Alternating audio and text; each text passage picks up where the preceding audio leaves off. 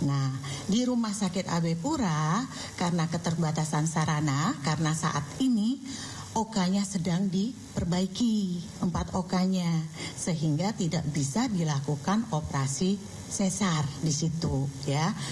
Akhirnya dipindah lagi, berangkat lagi, pindah ke Rumah Sakit Bayangkara. Nah, di Bayangkara ada dokter obgyn, ada dokter anestesinya, tetapi tidak ada kelas 3 rawat inapnya. Kemudian disarankan untuk masuk ke rawat inap pelayanan VIP.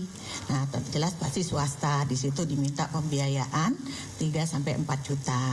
Ya, karena masalah ekonomi, akhirnya mereka pindah ke rumah sakit, dirujuk nih ke Rumah Sakit Dok 2. Nah, di perjalanan pasien tersebut terjadi kejang.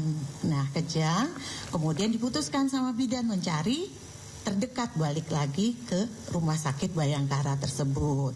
Nah, di situ turun ya pasiennya, kemudian dilakukan RCP, kemudian ternyata meninggal pasien tersebut di situ, tidak bisa ditolong.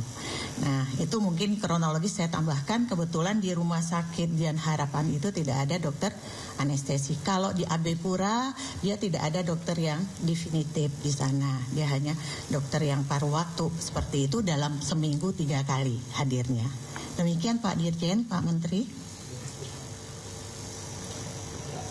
Baik, jadi saya sedikit menambahkan, sebenarnya dari hasil investigasi kami ada 4 hal yang penyebab utama terjadinya kejadian yang tidak kita inginkan di Papua.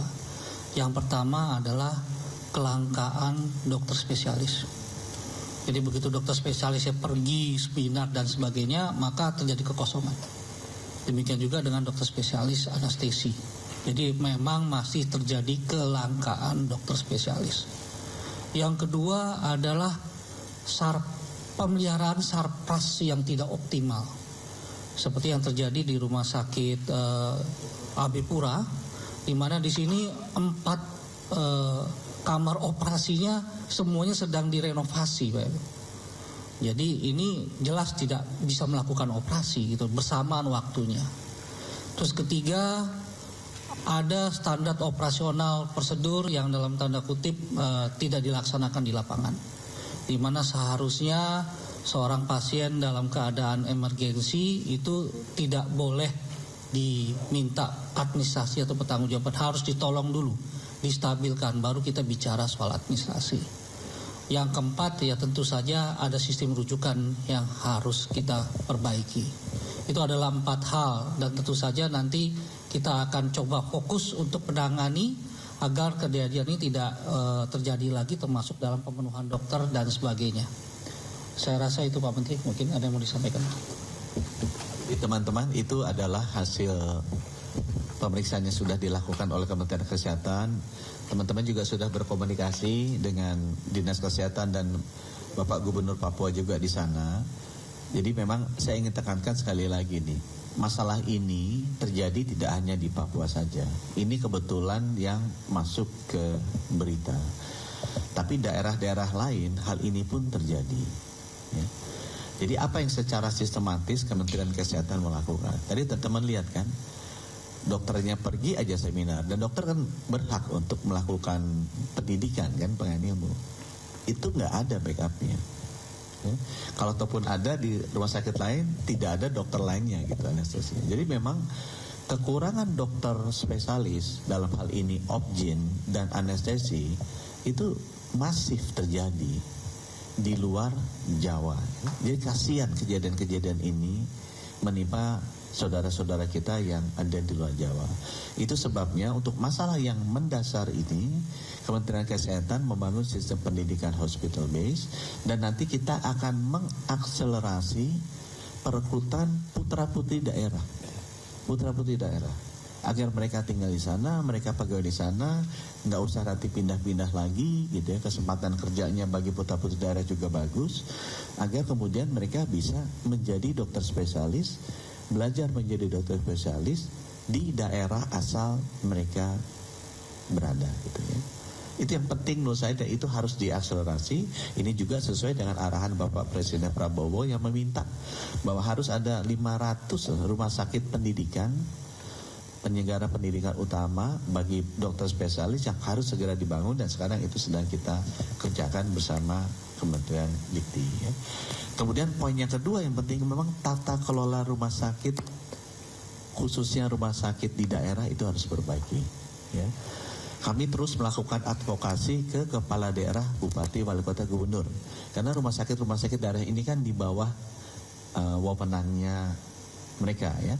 Dan banyak gubernur dan kepala daerah, bupati, wali kota yang baru yang sudah datang ke Kementerian Kesehatan itu memang meminta untuk kita mendampingi, membantu mereka untuk memperbaiki tata kelola rumah sakit daerah mereka gitu.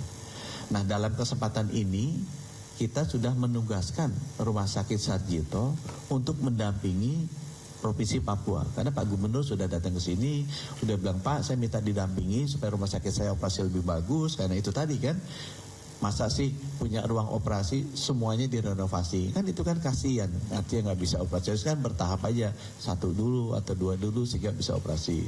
Misalnya kita kan ada sistem rujukan yang sudah di-provide oleh Kementerian Kesehatan, itu asal rajin masukin datanya,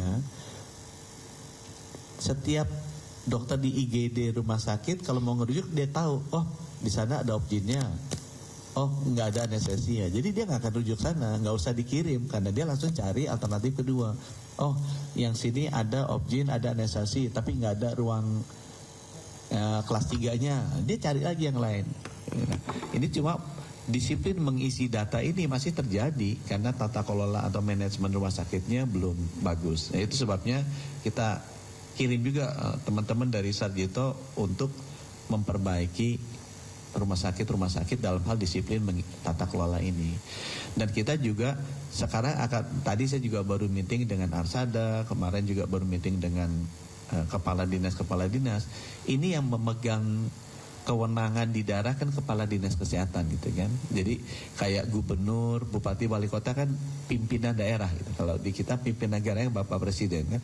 Menteri Kesehatannya saya, di sana Menteri Kesehatannya kan di daerah itu ada kepala dinas kesehatan. Nah, kita juga menyampaikan dan kita akan berkoordinasi lagi khususnya untuk Papua, kepala dinas kesehatan sebagai pimpinan tertinggi wakil pemerintah di bidang kesehatan di sana harus benar-benar melakukan tugas pembinaan dan pengawasan supaya hal-hal seperti ini tidak terjadi lagi, termasuk memberikan sanksi. Karena di Undang-Undang Kesehatan yang baru sanksinya jelas itu, sebagai pimpinan rumah sakit yang tidak melayani pasien di masa kegawat daruratan, kan itu harus dilayani, dan BPJS itu pasti akan membayar. Jadi tidak ada alasan bahwa itu tidak terlayani. Nah, kita meminta agar kepala dinas kesehatan nanti di masing-masing daerah sebagai otoritas tertinggi wakil pemerintah di sana untuk bisa berani lebih tegas untuk membina dan mengawasi seluruh rumah sakit di sana.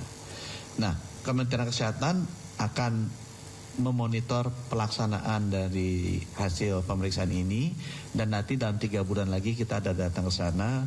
Kita harapkan bahwa kondisi layanan kesehatan di rumah sakit di Provinsi Papua insya Allah bisa kita tingkatkan dan kejadian seperti ini tidak terjadi lagi.